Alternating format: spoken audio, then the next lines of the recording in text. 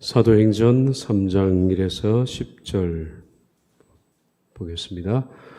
제9시 기도 시간에 베드로와 요한이 성전에 올라갈새 나면서 먹게 된 이를 사람들이 메고오니 이는 성전에 들어가는 사람들에게 구걸하기 위하여 날마다 미문이라는 성전문에 두는 자라. 그가 베드로와 요한이 성전에 들어가려 함을 보고 구걸하거늘 베드로가 요한과 더불어 주목하여 이르되 우리를 보라 하니 그가 그들에게서 무엇을 얻을까 하여 바라보거늘 베드로가 이르되 은과 금은 내게 얻거니와 내게 있는 이것을 네게 주노니 나사렛 예수 그리스도의 이름으로 일어나 걸으라 하고 오른손을 잡아 일으키니 발과 발목이 곧 힘을 얻고 뛰어 서서 걸으며 그들과 함께 성전으로 들어가면서 걷기도 하고 뛰기도 하고 하나님을 찬송하니 모든 백성이 그 걷는 것과 하나님을 찬송함을 보고 그가 본래 성전 미문에 앉아 구걸하던 사람인 줄 알고 그에게 일어난 일로 인하여 심히 놀라 기억이며 놀라니라. 아멘.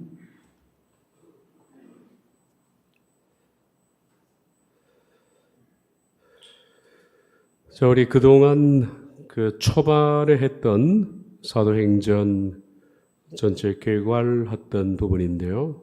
다시 한번 3장으로 들어가기 전에 살펴보겠습니다. 사도행전은 사도행전 1장 8절을 기점으로 해서 말씀이 나누어집니다. 성령이 임하시면 예루살렘부터 시작해서 언유대 사마리아 그리고 땅끝까지 이르러 복음이 들어간다는 겁니다. 여기서 땅끝은 로마를 말합니다. 그래서 사도행전은 이 땅끝까지 일어난 확장된 복음을 기록하는데 맨 먼저는 예루살렘의 중심에서 예루살렘 교회가 세워지고 그것이 확장되어서 그리고 챕터 2는 그것이 유대와 사마리아로 그리고 마지막은 땅끝으로 들어가는 과정을 기록한 역사책이다라고 말씀을 했습니다. 사도행전은 예언서가 아닙니다. 앞으로 사도행전처럼 그런 역사가 일어날 것이다 라는 것이 아니라 로마까지 들어간 복음을 기록한 역사서입니다. 그래서 우리들은 사도행전 1장, 지금 챕터 1을 보고 있었습니다. 예루살렘의 복음이 어떻게 퍼지느냐 하는 겁니다. 지난 시간에 봤던 것이 예루살렘 복음의 첫 번째 시작입니다. 그래서 예루살렘 교회가 오순절 성령 강림을 통해서 교회가 탄생해서 조직된 것까지 그리고 오늘부터 볼 말씀이 중간입니다. 예루살렘 교회가 확장되어가는 사건입니다.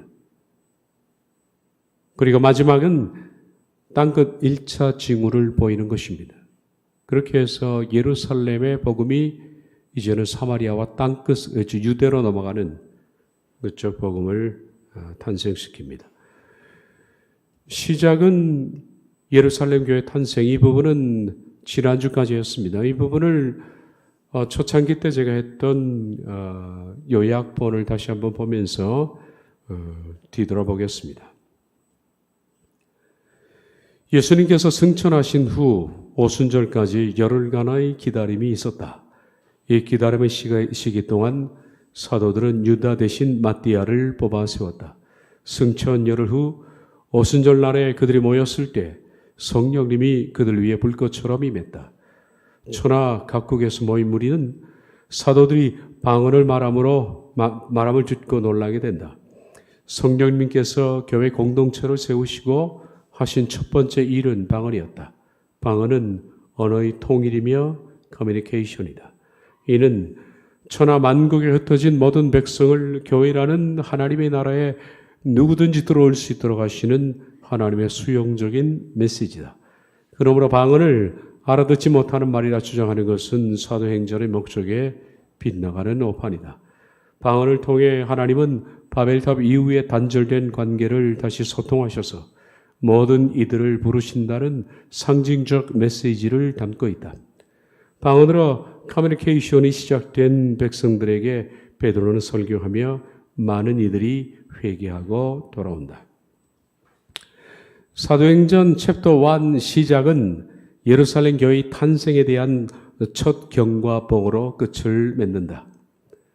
우리가 지난주 봤던 말씀입니다. 사도행전은 그렇게 해서 성령님이 임하심으로 교회가 탄생됐고 이렇게 조직되었다는 경과복입니다.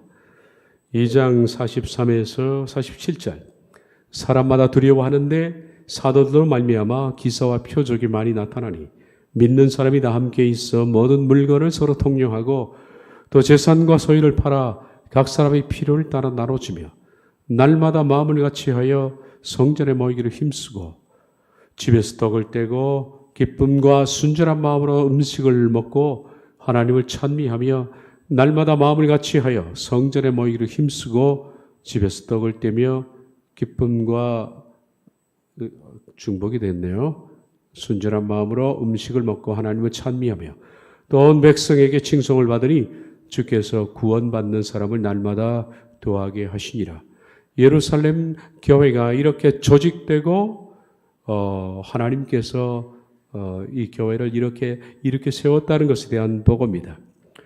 이제 우리가 3장을 보게 되는데 3장부터는 예루살렘 교회가 더욱 확장되는 겁니다. 3장 1절부터 6장 7절입니다. 예루살렘 교회는 확장되면서 교회는 이제는 그 파워를 유대와 사마리아로 밀어냅니다. 그리고 나중에는 땅끝으로 밀어내는 것으로 사도행전은 마치게 되는데 우리가 중간 부분을 오늘부터 보게 될 겁니다. 그 부분에 대한 요약입니다. 사도행전 챕터 1 시작은 예루살렘 교회의 탄생에 대한 첫 경과복으로 마쳤다.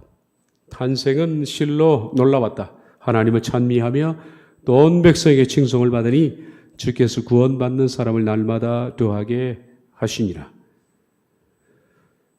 사도행전 챕터 1 중간은 예루살렘에서 교회의 확장에 대해서 다룬다. 교회의 확장은 베드로와 요한이 성전 미문에 앉은 안전뱅이를 고치는 일로 시작된다. 이 일로 인해 성전 안 솔로몬의 행각에서 베드로는 예수님에 관해 설교하게 되고 많은 수가 회심하게 된다. 종교 지도자들은 이 일로 베드로와 요한을 문책하게 되지만 적당한 반론을 찾지 못한 그들은 예수님에 관해 가르치지 말라고 경고했지만 그들을 제압하지 못했다. 그들을 불러 경고하여 도무지 예수님의 이름으로 말하지도 말고 가르치지도 말라 하니 베드로와 요한이 대답하여 이르되 하나님 앞에서 너희 말을 듣는 것이 하나님의 말씀을 듣는 것보다 옳은가 판단하라. 이로 인해 사도들과 예루살렘 교회의 박해의 긴장감이 더해졌지만 오히려 이 긴장감이 충만함으로 바뀌게 된다. 주여 이제도 그들의 위협함을 굽어 보시옵고 또 종들로 하여금 담대히 하나님의 말씀을 전하게 하여 주시오며 손을 내밀어 병을 낫게 하시옵고 표적과 기사가 거룩한 종 예수의 이름으로 이루어지게 하옵소서 하더라. 빌기를 마침에 모인 것이 진동하더니 무리가 다 성령에 충만하여 담대히 하나님 말씀을 전하니라. 예루살렘 교회는 물건을 서로 통용하기 시작했다. 그러나 아나니아와 삽비라와 속임수로 죽임을 당하게 된 일도 있었으나 오히려 이 일로 더욱 경성하게 된다.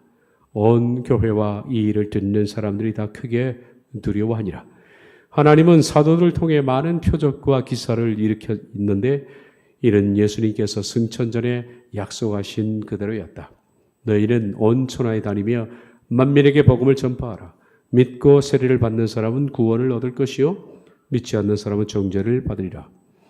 믿는 자들에게는 이런 표적이 따르리니 곧 그들이 내 이름으로 귀신을 쫓아내며 새 방언을 말하며 뱀을 집어올리며 무슨 독을 마실지라도 해를 받지 아니하며 병든 사람에게 손을 얹은즉 나으리라 하시더라.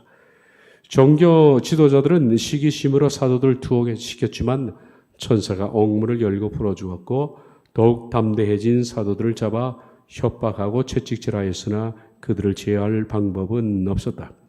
사도를 불러들여 채찍질하며 예수의 이름으로 말하는 것을 금하고 넣으니 사도들은 그 이름을 위하여 능력받는 일에 합당한 자로 여기심을 기뻐하면서 공회 앞을 떠나니라. 그들이 날마다 성전에 있든지 집에 있든지 예수는 그리스도라고 가르치기와 전도하기를 그치지 아니하니라. 교회 내부에서도 구제로 인해 약간의 소란이 있었으나 이 일로 집사 7을 택해 그들에게 일을 맡기고 사도들은 기도와 말씀 사역에 전념하면서 교회는 더욱 성장해 갔다. 하나님의 말씀이 점점 왕성하여 예루살렘에 있는 제자의 수가 더 심히 많아지고 허다한 제사장의 무리도 이 도에 복종하니라. 사도행전 이제 우리가 볼 챕터 1 중간입니다. 예루살렘 교회가 이런 식으로 확장이 되었습니다. 그렇게 해서 중간에 박해도 있었지만은 오히려 더 강해지고 예루살렘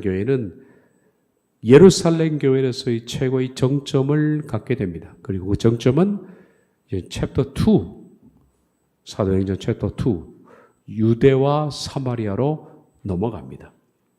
그렇게 예루살렘 교회는 강해지고 있었다. 바로 오늘 우리가 읽은 말씀은 이제 예루살렘 교회의 두 번째 확장입니다. 그 확장의 기폭제가 된 말씀이 바로 베드로와 요한이 성전 미문에 앉아있는 안준뱅이를 고친 사건입니다. 그래서 염두에 두면서 우리가 말씀을 보겠습니다.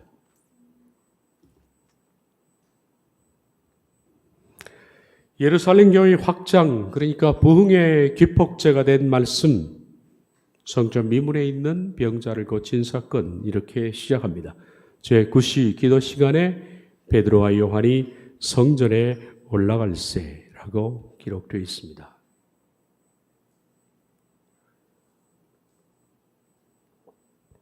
베드로와 요한은 제9시 기도 시간에 성전에 올라갔다라고 말합니다. 지금 9시 그러면 더하기 6을 하면 됩니다. 지금으로는 오후 3시를 뜻합니다. 유대인들은 아침과 저녁에 기도 시간을 정해놓고 있습니다. 출애굽기에도 하나님께서 명령하신 것처럼 상번제라는 것이 있습니다. 상번제라는 것은 매일 상자입니다. 늘 상자죠. 그래서 매일 드리는 번제입니다. 제사장들이 성전에서 매일같이 제사를 드립니다. 언제? 아침과 오후입니다. 저녁이라고 그렇게 표현되어 있는데요. 아침과 오후입니다. 그래서 오전 제사 그리고 오후 제사입니다. 이것을 가리켜서 상번제라 그러는데 출애굽기 29장에 그 말씀이 명령이 되어 있습니다. 38절부터 39절입니다. 네가 제단 위에 드릴 것은 이러하니라. 매일 1년 된 어린 양 2마리니 한 어린 양은 아침에 드리고 한 어린 양은 저녁 때 드릴지며. 그래서 상번제는 오전에 드리고 오후에 드립니다. 유대인들은 이것에 근거해서 오전 제사를 그들 시간으로는 제3시, 우리 시간으로는 9시입니다. 오전 9시에 드리고 그리고 저녁 제사, 오후 제사는 제9시, 베드로와 요한이 올라갔던 제9시. 그러니까 오후 3시에 드렸습니다. 그들은 오후 6시가 되면 하루가 넘어갑니다. 보통 저녁 그러면 유대인들의 개념으로서는 오후 3시부터 6시까지를 말합니다. 그러니까 저녁 제사인 거죠. 오후 3시 기도가. 이 상번제의 오전 9시와 그리고 우리 시간으로 오후 3시에 두 번의 제사를 어린 양을 잡아서 드리게 될 때 유대인들은 그 시간에 맞춰서 성전에 기도하러 올라가는 습관이 있었습니다. 이걸 히브리어로 타미드라 그렇게 부릅니다. 타미드. 규칙적인 제사 기도라는 뜻입니다. 그들은 모든 유대인들은 예루살렘에 사는 사람들이 타미드를 지켰습니다. 오전 9시, 오후 3시에 제사를 드릴 때 안에서는 제사가 집행되고 밖에는 여인들은 여인의 뜰까지 들어가고 남자들은 남자가 들어갈 수 있는 장소까지 들어가서 거기에 그들은 하나님께 함께 기도하는 습관이 있었습니다. 베드로와 요한은 바로 제9시, 오후 3시에 저녁 기도, 저녁 제사 시간에 맞춰서 성전에 올라갔다라고 했는데 이들이 유대인들의 관습처럼 기도하러 올라갔을까? 그렇게는 보지 않습니다. 칼빈도 이 점에 있어서 주석을 어떻게 쓰고 있느냐 하면 이들은 기도하러 올라간 것이 아닌 것으로 보인다. 저도 그렇게 생각합니다. 기도하러 올라간 것이 아니라 유대인들에게 복음을 전할 기회를 갖기 위해서 올라갔습니다. 왜냐하면 그 시간에 유대인들이 많이 모여 있습니다. 그리고 예루살렘 교회는 유대인 중심으로 만들어진 교회니까 유대인 중심으로 탄생한 교회가 확장되고 그리고 유대와 사마리아 땅끝까지 밀어내는 거 아니겠습니까?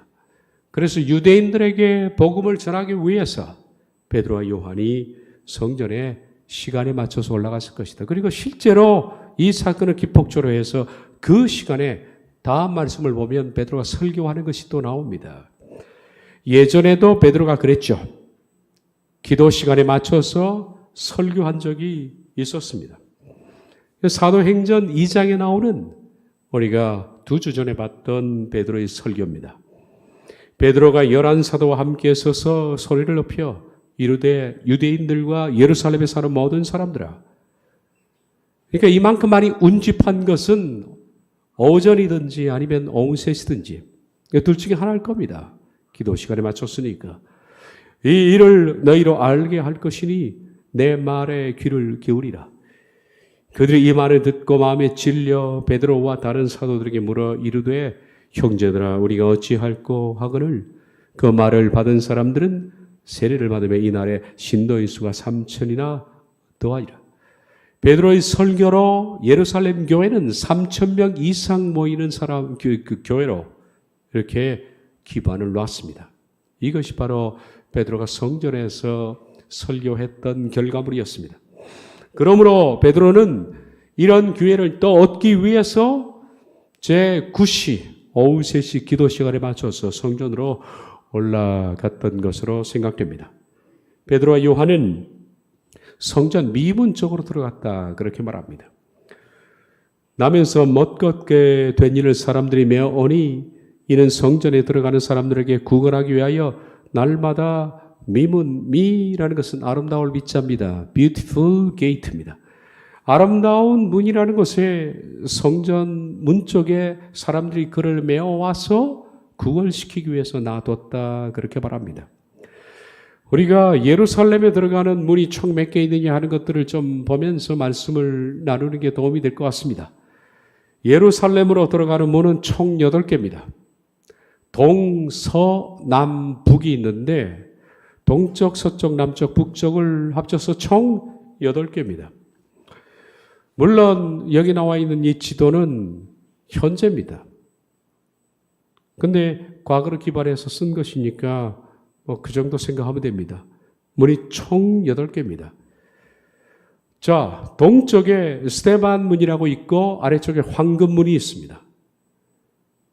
그리고 서쪽에 자파, 요빠 문이라는 것이 있습니다. 그리고 남쪽에 시온 문이 있고 분문이라는 것이 있습니다. 그리고 북쪽에는 세문은 뉴 게이트입니다. 그러니까 새로 만들었다는 뜻이겠죠. 뉴 게이트가 있고 그 다음에 중간에 다마스카스 문이 있습니다. 그리고 헤롯 문이 있습니다. 3가지가 있습니다.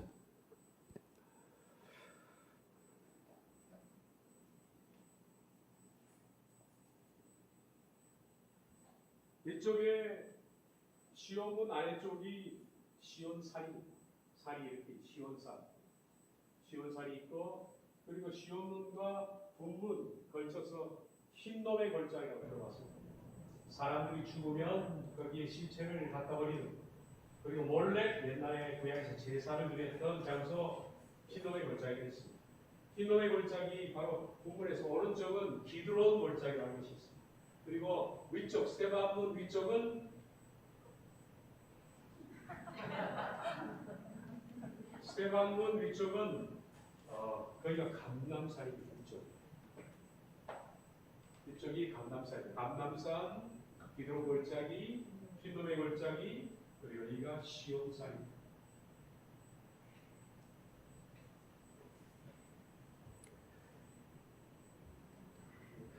자, 먼저 이제 동쪽 문을 다시 보겠습니다. 동쪽 문은 스데반 문이 맨 위쪽에 있죠. 동쪽에. 스데반문. 스데반문이라는 이 문은 다른 이름도 가지고 있습니다. 라이언 게이트, 사자문입니다. 그리고 성경에서 양의 문이라고 들어본 적이 있을 겁니다. 양의 문이 바로 스데반문입니다. 그리고 그 아래쪽에 있는 골든 게이트, 황금문. 황금문, 이 골든 게이트가 바로 미문입니다. 옛날에는 이것을 beautiful gate라고 불렀습니다. 미문입니다. 아름다운 문이라는 뜻입니다. 그런데 이 황금문 바로 이쪽을 통과하면 여기가 성전입니다. 성전. 성전으로 들어가기에는 가장 가까운 문이 바로 미문입니다. 성전에 들어가는 직접적인 통로가 바로 스데반문을 통해서 들어오지만은 밑에 황금문, 미문을 통해서 들어가면 성전과 굉장히 맞닿아 있죠. 가장 빠른 문이 황금문입니다. 그리고 남쪽에 보면 시온문이 있고 시온문은 밑에 시온산이 있기 때문에 시온문이라고 그렇게 붙였겠죠. 분문이 무슨 분자냐면 걸음 분자입니다. 영어로 덩게이트입니다. 이것이.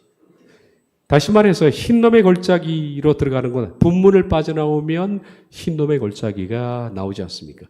예루살렘 사람들이 죽어서 시체들 이런 것들을 메어 나오는 문이거든요. 그리고 온갖 잡동사니 쓰레기 이런 것들을 오물들을 처리하기 위해서 이쪽 문을 통해서 나오기 때문에 이것을 덩게이트라고 그렇게 분문이라고 이름을 지은 겁니다. 그것은 흰놈의 골짜기가 그 밑에 있기 때문입니다. 그리고 북쪽으로 올라가면 뉴게이트, 새로 만들었기 때문에 그렇고, 그 다음에 헤롯 성전이 가깝기 때문에 헤롯문이라는 이름을 붙였겠죠. 헤롯문이 있고 중간에는 다메섹문이라는 이름이 붙어 있습니다. 이제 여러분들은 이제 미문이 어디 쪽에 위치해 있는지 좀 이해가 되셨을 겁니다. 미문은 바로 골든 게이트 이것입니다. 미문에 바로 이 안전뱅이, 나면서부터 안전뱅이 됐던 사람을 거기에 사람들이 들쳐 메고 와서 여러 사람들, 복수형으로 돼 있는 거 보니까 여러 사람들이 그 사람을 데리고 오후 기도 시간쯤 되면 유대인들이 기도하러 오는 것을 알고 그 미문 입구에 안전뱅이를 둔 겁니다. 왜냐하면 여기에 사람들이 오후 제사를 드리고 들어오는 데는 가장 많은 통행이 있는 곳이거든요. 몫이 제일 좋은 곳이라는 얘기입니다. 미문에 뒀다는 것은.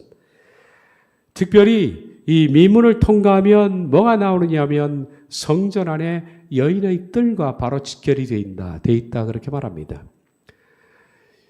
여인의 뜰은 이스라엘 여자들이 들어갈 수 있는 장소입니다. 이방인들은 이방인의 뜰까지 들어가죠. 그런데 여인의 뜰은 못 들어갑니다. 근데 이방인의 뜰, 거기서 예전에 성경 보니까 예수님께서 노끈으로 채찍을 만들어서 비둘기 파는 자들, 돈 바꾸는 자들 막 뒤집고 했던 장소가 바로 이방인의 뜰입니다. 이방인들이 거기서 은혜를 받아야 할 장소에서 성전에 각종 물건을 팔고 있었기 때문에 그랬던 거죠. 근데 이방인의 뜰을 통과하면 이스라엘 여자들이 들어가는 여인의 뜰이 나오고, 그리고 거길 통과하면 남자들이 들어가는 장소가 나옵니다. 그리고 제사장이 들어가고 대제사장이 들어갈 수 있는 지성소까지 연결이 되는 거죠. 근데 여인의 뜰과 바로 이 미문이 가깝다는 것은 몫이 대단히 좋다라는 얘기입니다. 몫이 좋았다. 예. 그것은 바로 여자들이 가장 구제를 잘하기 때문입니다. 남자보다 여자가 감수성이 많지 않습니까? 기도로 올라갈 때 여인의 주머니를 노렸다는 얘기죠. 누가 잘할 것 같아요? 남자들은 짜요. 참 짭니다, 주머니가. 그리고 와이프에게 물어봅니다. 돈을 못 써요. 근데 일반적으로 감수성이 풍부하고 돈을 쓸 수 있는 사람들은 여자입니다. 이거 제가 십몇 년 동안에 한 장소를 남자들이 모이는 곳, 여자들이 모이는 곳에 가서 본 결과입니다. 남자들이 모이는 곳에는 생산적인 일이 하나도 없었어요. 거기에는 자기들이 돈을 모아서 자기들 무슨 구제를 한다든지 전도를 한다든지 이런 일은 전혀 없었습니다. 그냥 한 끼 밥 먹고 헤어지는 겁니다. 거기 모인 사람들이 그래도 사회적 커리어가 대단한 사람들입니다. 전부 거의 99%가 서울대 출신들입니다, 옛날. 근데 거기는 뭐 대기업 회장도 있고 여러분들이 쓰는 마미손 장갑부터 시작해서 에스콰이어 사장 뭐 이런 분들만 있는데 전혀 안 해. 돈 안 써요. 돈이 없대요. 와이프가 다 가져갔다는 겁니다. 근데 제가 여자들이 모이는 곳을 한 15년 나갔습니다. 참 잘 씁니다. 일도 많이 하시고 저를 대하는 태도도 달라요. 이게 남자와 여자의 차이구나. 여실히 느꼈는데 참 몫이 좋은데 잘 차지했다라는 생각이 듭니다. 구걸하기 어때요? 딱 좋은 장소입니다. 거기에 지금 이분이 자리를 차지한 겁니다. 사도행전 3장 2절을 보면 나면서 못 걷게 된 이를 사람들이 메고 오니 이는 성전에 들어가는 사람들에게 구걸하기 위하여 날마다 미문이라는 성전문에 두는 자라. 이스라엘 사람들은 신명기 15장 7절 8절에 근거해서 반드시 불쌍한 사람을 보면 구제하게 되어 있습니다. 네 하나님 여호와께서 내게 주신 땅 어느 성읍에서든지 가난한 형제가 너와 함께 거주하거든 그 가난한 형제에게 네 마음을 완악하게 하지 말며 네 손을 움켜쥐지 말고 반드시 네 손을 그에게 펴서 그에게 필요한 대로 쓸 것을 넉넉히 구워주라. 이 베드로와 요한이 들어갔을 때 미문에 이 안전뱅이가 앉아 있었습니다. 그리고 베드로와 요한은 그에게 이렇게 말합니다. 3절부터 8절 그가 베드로와 요한이 성전에 들어가리 함을 보고 구걸하거늘 베드로가 요한과 더불어 주목하여 이르되 우리를 보라 하니 그가 그들에게서 무엇을 얻을까 하여 바라보거늘 베드로가 이르되 은과 금은 내게 없거니와 내게 있는 이것을 네게 주노니 나사렛 예수 그리스도의 이름으로 일어나 걸으라 하고 오른손을 잡아 일으키니 발과 발목이 곧 힘을 얻고 뛰어 서서 걸으며 그들과 함께 성전으로 들어가면서 걷기도 하고 뛰기도 하며 하나님을 찬송했다. 그렇게 나와 있습니다. 베드로와 요한이 미문에 앉아있는 다리를 못 쓰는 사람에게 말합니다. 우리를 주목해라. 자기를 보라는 얘기입니다. 그러면서 은과 금은 내게 없다. 이 말은 자기들이 정말 푼돈이 없다는 얘기는 아닙니다. 이것은 구제가 중요하지 않다는 얘기죠. 지금 네게 필요한 것은 돈 몇 푼이 아니다. 그것은 하나님의 회복이 더 중요한 것이다. 이걸 일러주기 위해서 한 말입니다. 돈 몇 푼은 너를 회복시키는데 아무런 도움이 되지 않는다. 이렇게 말하고서 베드로 요한이 나사렛 예수의 이름으로 지금 우리에게는 당연한 이름이지만은 그 당시 유대인들에게는 아주 파격적인 얼마 전에 유대인들이 나사렛 출신 예수님을 죽였기 때문에 바로 그 이름으로 일어나 걸어라 라고 명령했을 때 그의 손을 잡고 이렇게 당겼습니다. 그러자 그가 힘을 얻고 일어났다. 그래서 그는 걷기도 하고 뛰기도 하며 하나님을 찬송했다 라고 말합니다. 누가 이 사도행전을 기록한 사람은 의사 누가입니다. 그래서 의사답게 사도행전의 치료 과정을 이렇게 설명합니다. 발과 발목에 힘을 얻고 그렇게 말하죠. 발과 발목에 힘을 얻었다는 것은 신경이 통했다는 얘기입니다.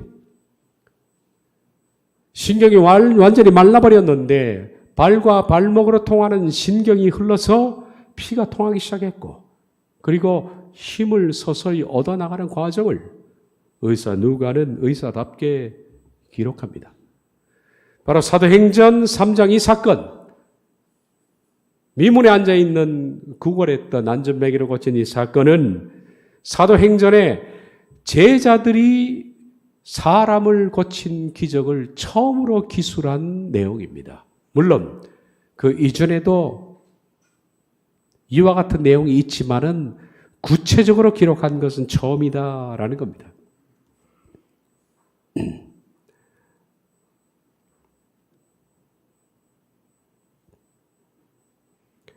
사도행전 2장 14절 단편을 보면 베드로가 11사람과 함께 서서 소리를 높여 이르되 유대인들과 예루살렘에 사는 모든 사람들아 이 일을 너희로 알게 할 것이니 내 말에 귀를 기울이라. 그들이 이 말을 듣고 마음에 찔려 베드로와 모든 다른 사도들에게 물어 이르되 형제들아 우리가 어찌할꼬 하거늘 그 말을 받는 사람은 세례를 받으며 이날의 신도의 수가 3,000이나 도하더라. 그렇게해서 예루살렘의 교회가 탄생했는데 그 교회에 생긴 일들입니다. 사람들이 두려워하는데 사도들로 말미암아 기사와 표적이 많이 나타났다. 기사와 표적이 나타났던 것은 사실입니다. 그런데 어떤 기사냐라는 것에 대한 기록은 없습니다. 그런데 이 안전뱅이로 고친 사건은 구체적으로 어떤 사람, 어떤 병자를 치료했던 것을 기록한 최초의 사건이라는 얘기죠.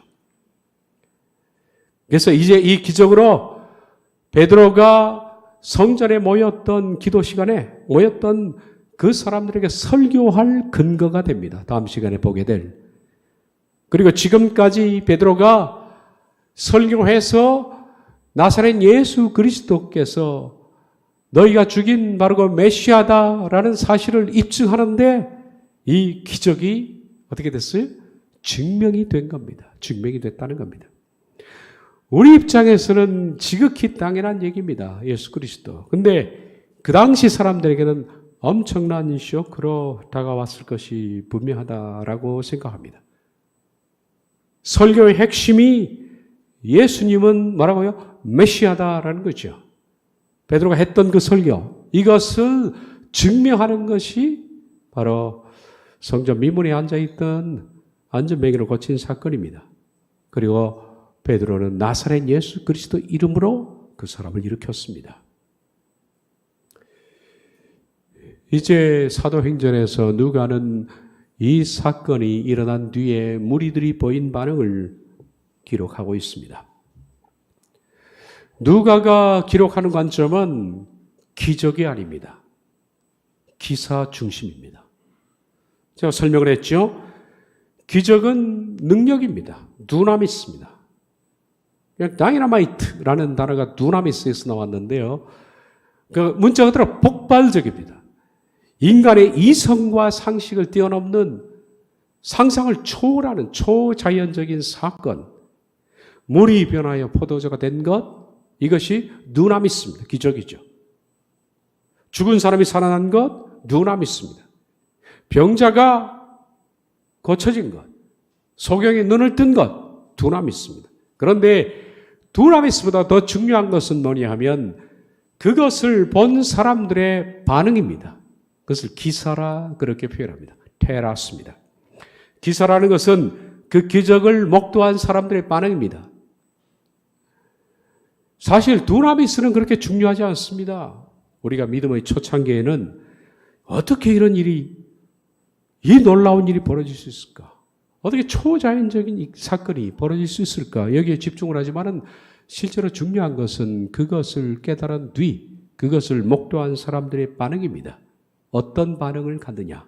이게 중요하지 않습니까? 하나님의 관점에서는 기적은 중요하지 않습니다. 왜냐하면 하나님의 관점에서는 기적은 너무나 당연한 겁니다. 너무나 쉬운 일입니다. 중요한 것은 이 기적을 본 사람들이 어떤 반응을 나타내느냐 하는 겁니다. 그들은 어떤 반응을 나타냈을까?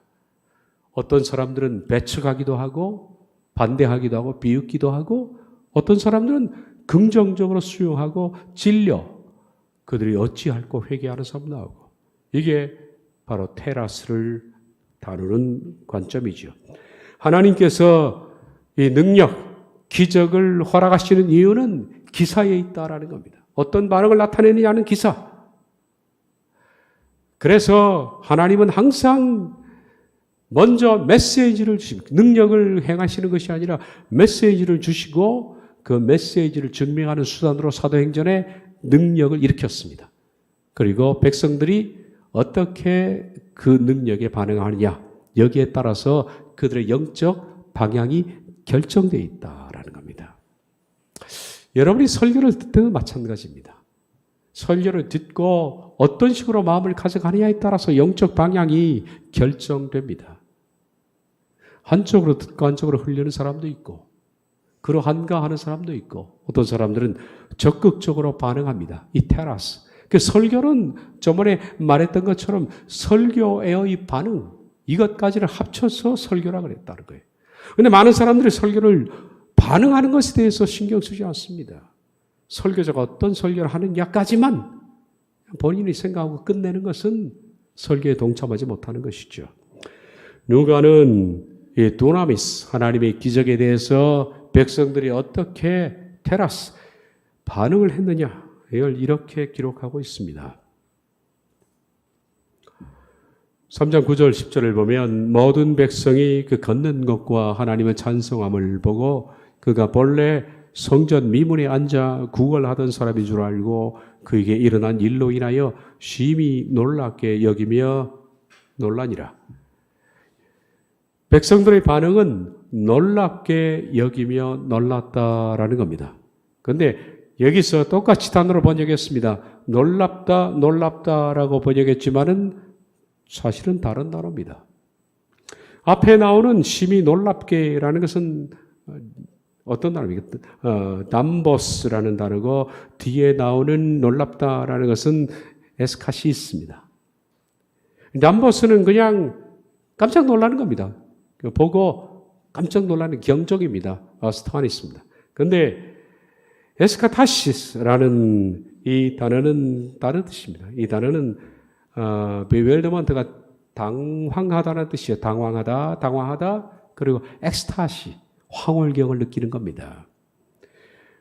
백성들은 이걸 보고 처음에는 놀랐습니다. 안주병에 일어난 사건을 보고 깜짝 놀랐습니다. 놀랐다가 그 다음에는 혼동이 오기 시작했다. 굉장히 당황했다. 어떻게 이런 일이? 그래서 혼란스러워했다가 나중에는 어떻게 됐을까요? 엑스타시, 황홀경 속으로 들어간 겁니다. 황홀경을 느꼈다는 것은 다시 말해서 하나님께 감사하다는 거죠. 하나님께서 우리 백성을 사랑해서 이런 놀라운 일을 행하신 것을 그들은 감사하는 그리고 황홀해하는 이런 쪽으로 흘러가는 것이 바로 예루살렘 교회 확장입니다. 백성들은 처음에는 충격을 받았지만 점차 행복해진 겁니다. 이 두나미스로 하나님과 예수 그리스도 사이에 지금 다리가 놓여지기 시작하고 그리고 자연스럽게 나사렛 예수 이름으로 고쳤으니까 나사렛 예수님이 하나님과 사이에 메시아로서 인식되기 시작하는 기폭제가 된 사건, 안진뱅이 미문에 앉아있는 사람을 고친 사건입니다. 이 두나미스로 인한 테라스는 베드로의 메시지, 설교의 핵심이 뭡니까? 예수님은 그리스도이시다라는 건데 이 사실이 증명이 된 겁니다. 그리고 백성들은 예수님의 순환, 부활, 승천 이것이 실제적으로 구약 예언을 성취한 것이다라는 사실을 그들이 인식하기 시작하면서 예루살렘 교회가 이 사건을 통해서 기폭처럼 터지기 시작하는 거예요. 예루살렘 교회는 오순절날 3,000명 정도의 교인들이 모이는 교회가 됐습니다. 그리고 이것을 지점으로 해서 기폭적으로 해서 이제는 만 단위가 넘어가는 교회로 성장하기 시작하는 겁니다. 말씀드린 것처럼 사도행전의 요약입니다. 예루살렘에 어떻게 교회가 정착되고 부흥하느냐까지 그리고 부흥된 예루살렘 교회는 유대와 사마리아로 힘을 발산하고 그리고 사마리아로 넘어간 복음은 로마로 넘어가는 과정이 사도행전인데 그 가운데 우린 예루살렘의 교회의 시작을 받고 오늘은 중간 예루살렘 교회 확장이 되는 기폭제가 되는 사건 바로 안전병이를 고친 사건을 봤습니다. 이 사건을 통해서 교회는 확장되고 교회가 확장되면서 제가 앞쪽에서 설명했던 것처럼 수많은 사람들이 모이자 좀 시끄러운 일도 있었습니다. 히브리 헬라파 과부들의 구제 문제로 시끄러운 적이 있었습니다. 그러나 이 일을 통해서 오히려 교회는 정돈이 되고 인력 집사를 세우면서 사도들은 말씀과 기도하는 일에 전무하고 그리고 나중에는 점차 교회가 확장되어 가는 과정을 6장 7절까지 그리고 있는 바로 그 시발점이 되는 말씀을 본 겁니다. 여기까지 하도록 하겠습니다. 기도합니다.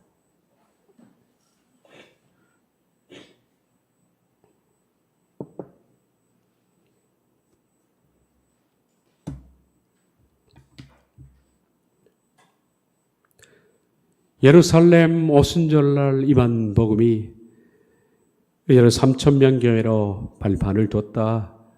다시 하나님의 권능을 보이심으로 그들이 긍정적인 반응을